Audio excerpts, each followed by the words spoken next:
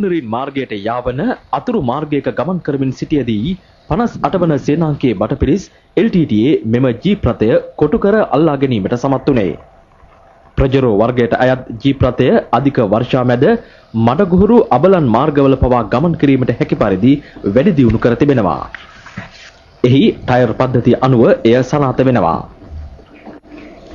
ප්‍රහාරයෙන් jeep රථයේ පිටුපස ගිනි ගැනීමක් හටගෙන ඇති අතර ජීප් රථය දුමින් වැසී යාමත් සමගම එහි සිටි LTTE සමාජිකයන් පැන ගොස් එහෙත් ඔවුන්ට එළවා පහර දුන් බවයි බටපිරිස් සඳහන් කරන්නේ.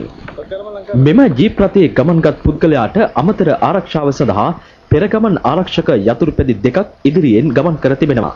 මෙවැනි යතුරුපැදි ආරක්ෂකයන් ගමන් කරන්නේ LTTE ඉහළ පෙළේ නායකයන්ට පමණක් බවයි හමුදාව පෙන්වා දෙන්නේ.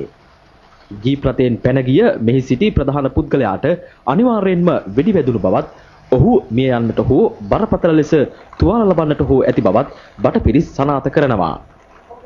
ඉකුත් දින කිහිපය තුළ ප්‍රබල LTTE නායකයන් දෙදෙනෙකු හමුදා ප්‍රහාරවලට ලක් වුණා.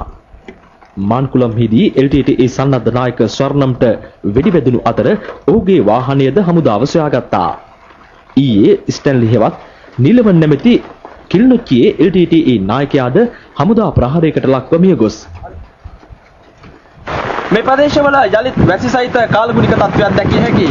කෙසේ වෙතත් යුද හමුදාව එම අයහපත් කාලගුණික තත්ත්වය නොතකමින් මෙවැනි සාර්ථක මෙහෙයුම් අඛණ්ඩව සිදු කරමින් සිටිනවා.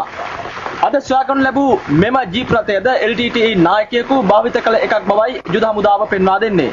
රූපවාහිනියේ සමන් කුමාර රාමවික්‍රම පරන්තනි මුදාගත් ප්‍රදේශයේ සිට